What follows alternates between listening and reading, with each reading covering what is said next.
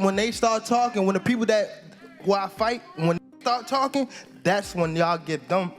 I'ma beat his ass. He can't y'all do talk. shit. For real. I better be quiet. You got any grease in your hair tonight, Tank?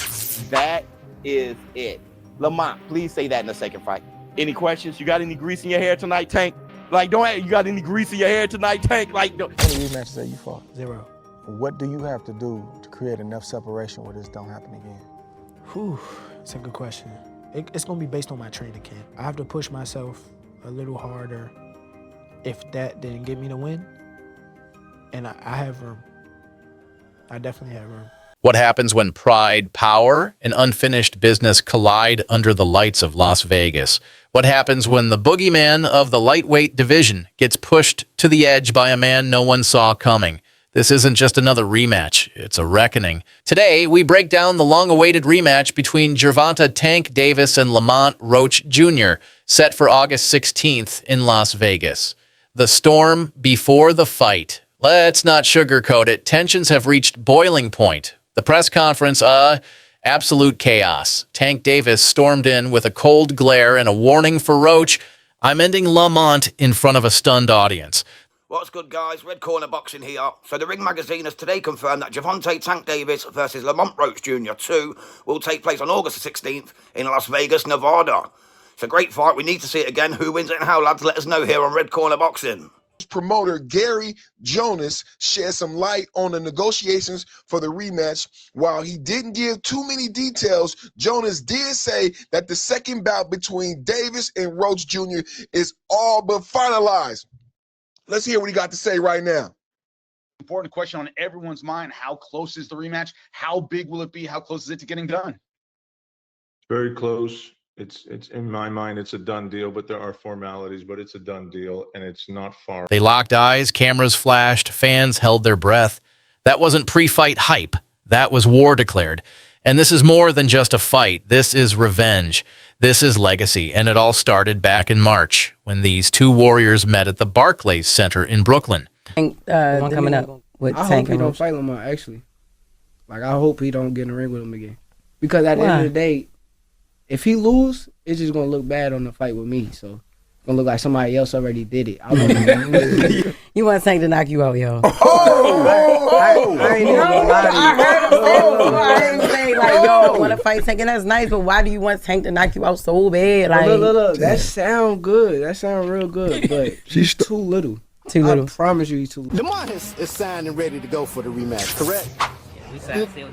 Y'all play so many head games, it's not even funny. Let me tell you something, bro. Lamont Roach has never been this big of a fighter before. Everyone knows Lamont Roach now. So he could be reaping the benefits of just enjoying his status of having that draw with Tank, while Tank is the one with the eye of the tiger.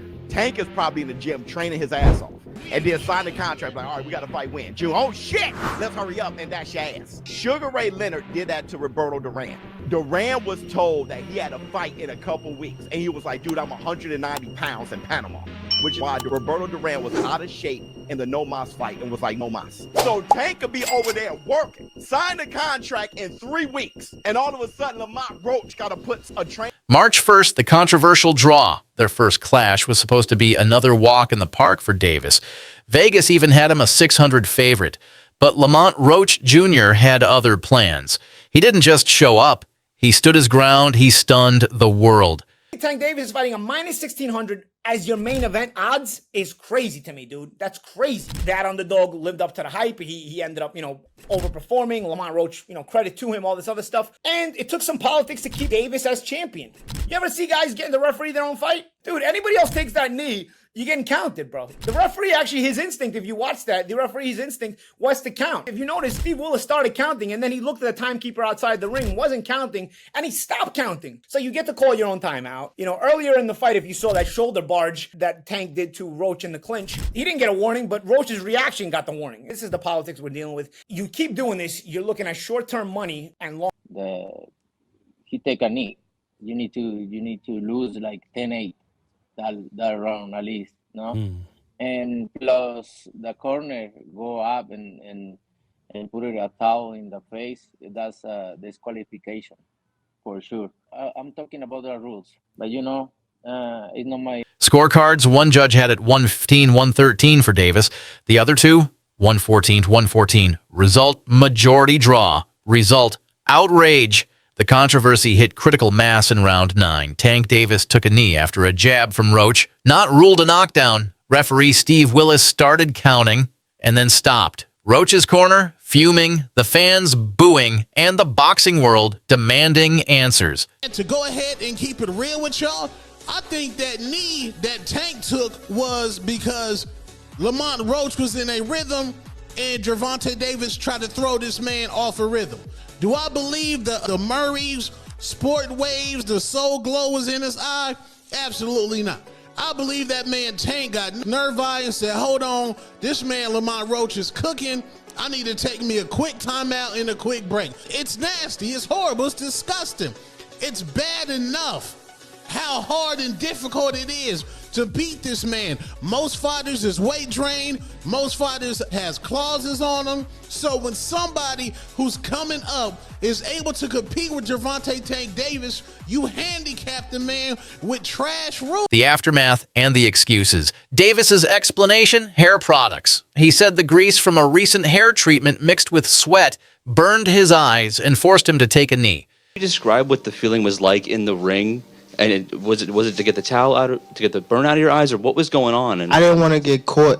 I didn't want to get caught while my eyes was burning, and you know, like you can get knocked out like that. So I'd rather take the knee than But I didn't really know that you can like get disqualified for all that, or like when you start counting, I'm like, what the hell? But I don't know. It's cool. Tank told reporters, I didn't want to get caught while my vision was blurred. Better to take a knee than risk a KO. Critics weren't buying it. Many believe the move was a veteran tactic, a pause to disrupt Roach's momentum, gain seconds, and swing the tide. Meanwhile, Lamont Roach and his camp weren't having it. They filed an official appeal with the New York State Athletic Commission, arguing it should have been ruled a knockdown, which would have swung the fight his way. Even without the knee, that should have been a knockdown. I thought I should have won a competitive fight. I think I did what I needed to do necessary to bank the rounds. I'm just a little frustrated. I was in boxing. Why are you taking? You know that. You should know that. So that's the thing where I'm like confused because that's supposed to be a knockdown. That's a 10-8 round. If that's a 10-8 round, I win the fight.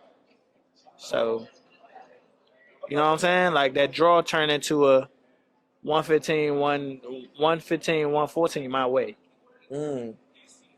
Gone in. Okay, it's round 10. George Kambosos Jr. said it best. He took a knee. That's a 10-8 round. Lamont wins if they score that correctly. Rematch. Confirmed August 16th. After weeks of speculation, it's official. Promoter Gary Jonas confirmed that Davis versus Roach 2 is locked in for August 16th, 2025 in Las Vegas. Originally scheduled for June, the fight was delayed due to Tank requesting more prep time and financial setbacks at Premier Boxing Champions. Make it that fight on the weekend. What'd you make of the controversy in that one? Look, I had just finished my recovery session, so I was pretty docile and relaxed, and then the fight, especially at the start of it, wasn't too thrilling and too action-packed, so I was starting to doze off a little bit, but I woke up a little bit more when obviously Lamont started giving him some work, and he looked good, man. I got to give respect to Lamont Roach. He proved a lot of guys wrong. I think he shocked Tank a lot with what he was able to bring, and again, we saw the controversy with the knee. To me, that's a knockdown. You can't just take a knee and decide to, go to your corner and get your face wiped. So, if that's a 10-8 round, Lamont wins the fight. So it's unfortunate, but that's the fight game. Hopefully they'll do it again and he gets paid, what he's worth. Have you ever seen anything like that in boxing before? A guy sort of just voluntarily. We've seen Floyd take a knee and put. But the weight only fueled the fire. Tank's bringing in the heavy artillery this time, training under the sharp eye of Kenny Ellis, with coach Calvin Ford back in his corner. They're not just preparing, they're hunting. And Gervonta were scheduled to fight for sure. How real or what was to it with you and Tank actually being the thing? Was that something that was talked about?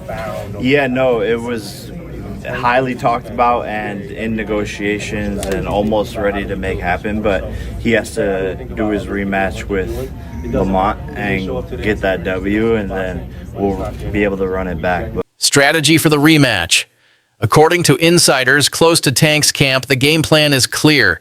Keep the fight on the outside. Score clean. Force Roach to lead. Don't get drawn into Roach's rhythm. Coach Kenny Ellis isn't taking Roach lightly. We're preparing for the best version of Lamont. We know what he brings. Meanwhile, Roach has gone back to basics, training smarter, building his strength, and refining his timing. His advisor, Roberto Diaz, says fans may not know him now, but after this fight, they will. Interview circuit, right? Kind of being a little bit out of character leading into the rematch. Do you think, and this is what Mill City asked, do you think that is something you guys are taking in consideration in preparation for the fight?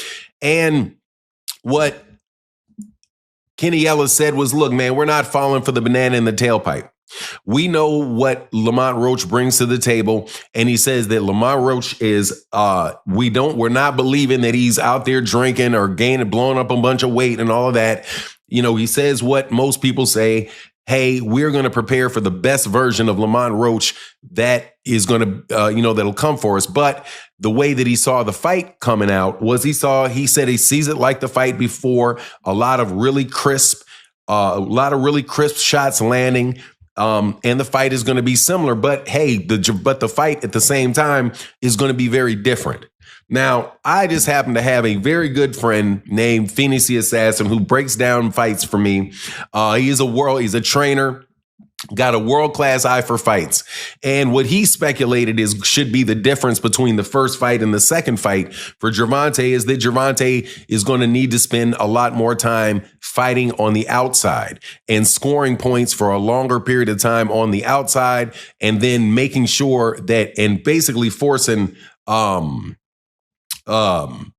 Lamont Roach to try to initiate something with slower hands, score his points, and get out. And he said the reason that he believes that Lamont style clash, who has the edge? Tank Davis, southpaw, explosive power, 29-0, one of boxing's most dangerous finishers. Lamont Roach Jr., technical, composed, veteran amateur, 7-time national champion. Boxing legend Jim Lampley weighed in, saying Roach may have surprised Tank with strength he didn't expect at 135, but he questioned whether Roach can repeat that performance.